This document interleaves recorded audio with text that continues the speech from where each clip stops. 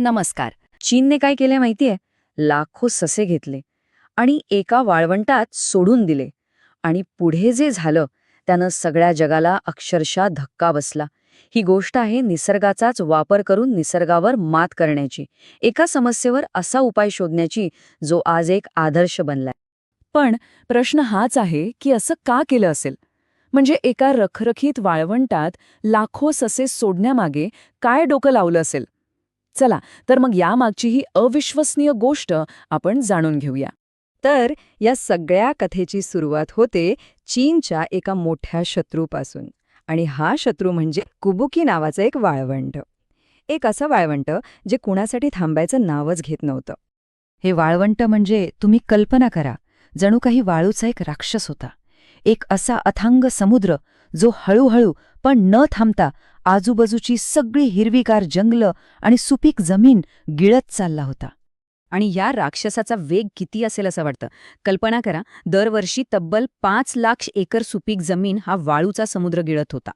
म्हणजे विचार करा, दरवर्षी एक मोठं शहर सामावून घेईल एवढी जमीन अक्षरशः नापीक होत होती. आता हे संकट थांबवण्यासाठी चीन सरकारने काय नाही केलं, अगदी आटोकाट प्रयत्न केले. 1950 आणि 60च्या दशकात मोठमोठे प्रकल्प आणले, सँड कंट्रोल स्टेशन्स बांधली, लाखो झाडं लावली. पण सगळं व्यर्थ. वाळूचा तो विस्तार काही केल्या थांबायला तयारच नव्हता. आणि मग जेव्हा सगळे पारंपरिक मार्ग फेल झाले, तेव्हा एक स्थानिक व्यावसायिक पुढे आला. नाव होतं त्याचं वांग वेनबियाओ. आणि त्याच्याकडे या समस्येवर एक असा हटके उपाय होता ज्याचा कोणी विचारसुद्धा केला नव्हता. त्याची योजना होती 2 टप्प्यांची, पण होती एकदम जबरदस्त. पहिला टप्पा, वाळूत सुक्या झुडपांची एक जाळी विणायची. म्हणजे कसं, तर चौकोनी पॅटर्नमध्ये झुडपं लावायची. आता याने काय होणार? सोप्पं आहे. वाळू एका जागी स्थिर राहील आणि थोडा ओलावाही टिकून राहील. आणि मग दुसरा टप्पा, या तयार झालेल्या सुरक्षित चौकोनांच्या आत ज्येष्ठ मधाची झाडं लावायची. पण ज्येष्ठ मधाचीच निवड का केली असेल? कारण हे झाड म्हणजे 1-2 नाही तर अनेक समस्यांवरचं एकच उत्तर होतं. पहिलं म्हणजे त्याची मुळं चक्क 300 फूट खोल जाऊन पाणी शोधू शकतात. त्यामुळे ते वाळवंटात आरामात टिकतं. दुसरं, ते खूपच कणखर आहे. आणि तिसरं, जे सगळ्यात महत्त्वाचं आहे, त्याच्या लाकडाचा उपयोग कागद आणि फर्निचर बनवण्यासाठी होतो. म्हणजे पर्यावरणाचा फायदा तर होताच, पण सोबत आर्थिक फायदाही होता.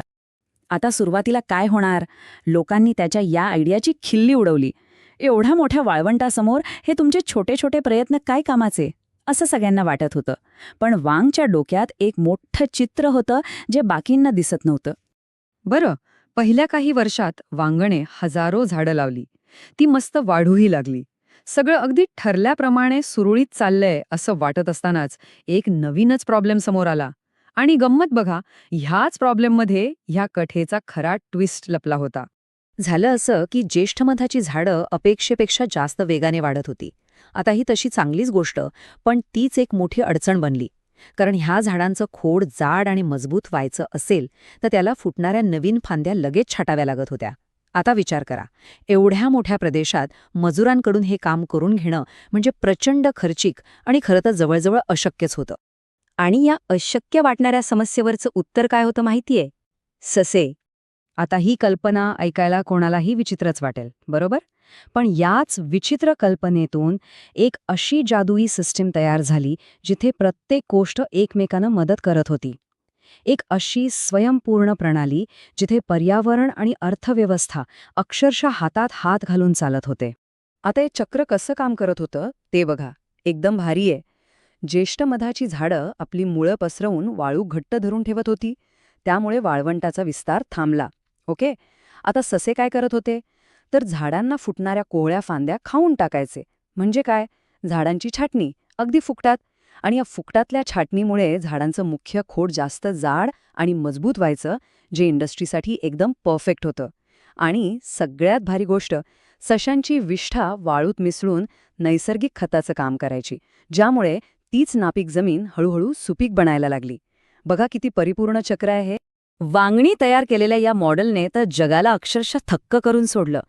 आज जगभरातले एक्सपर्ट्स याला इको इकॉनॉमिक रेव्होल्यूशन असं म्हणतात. सोप्या भाषेत सांगायचं तर ही एक अशी क्रांती आहे जिथे पर्यावरणाचं रक्षण करणं हेच आर्थिक विकासाचं इंजिन बनतं. ठीक आहे, मग या अद्भुत प्रयोगाचे रिझल्ट्स काय होते? ते तर आपल्या कल्पनेच्याही पलीकडचे होते. खरंच निसर्गासोबत काम केलं तर काय चमत्कार होऊ शकतो याचा कुबुकी हा एक जिवंत पुरावा बनला. जरा डोळ्यासमोर चित्र उभं करा. एकेकाळी जिथे नजर जाईल तिथपर्यंत फक्त रखरखीत वाळू होती ना, तिथे आता हिरवीगार शेतं डोलत आहेत. जिथे कोणी फिरायलाही तयार नव्हतं तिथे आता लोकांची गजबजलेली समृद्ध गावं वसली आहेत. किती मोठा बदल आहे हा. आणि जर आकड्यांमध्ये बोलायचं झालं तर 18,600 चौरस किलोमीटर पसरलेल्या या प्रचंड मोठ्या वाळवंटाचा तब्बल 1/3 हिस्सा म्हणजे 33% भाग आज पूर्णपणे हिरवागार झाला आहे. अविश्वसनीय आहे हे. पण ऐका, हा बदल फक्त जमिनीचा नव्हता, तो होता तिथल्या लोकांच्या आयुष्याचा. या नव्या हिरव्यागार प्रदेशात राहणारा प्रत्येक शेतकरी, त्याचं कुटुंब आज वर्षाला सरासरी 8 लाख रुपयांपेक्षा जास्त कमवतंय. विचार करा, जिथे काहीच नव्हतं तिथे आज समृद्धी नांदते. आणि ही यशाची साखळी इथेच थांबली नाही बरं का. या एका बदलामुळे नवीन गावं वसली, हजारो लोकांना रोजगार मिळाला. ज्या वाळवंटातून वीज तयार होईल असं कुणाला स्वप्नातही वाटलं नव्हतं, तिथे आता वीज तयार होतीये.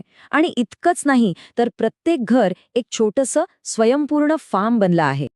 तर कुबुकीची ही अविश्वसनीय कथा आपल्याला एकाच वेळी एक मोठी आशा आणि एक महत्त्वाचा प्रश्न देऊन जाते.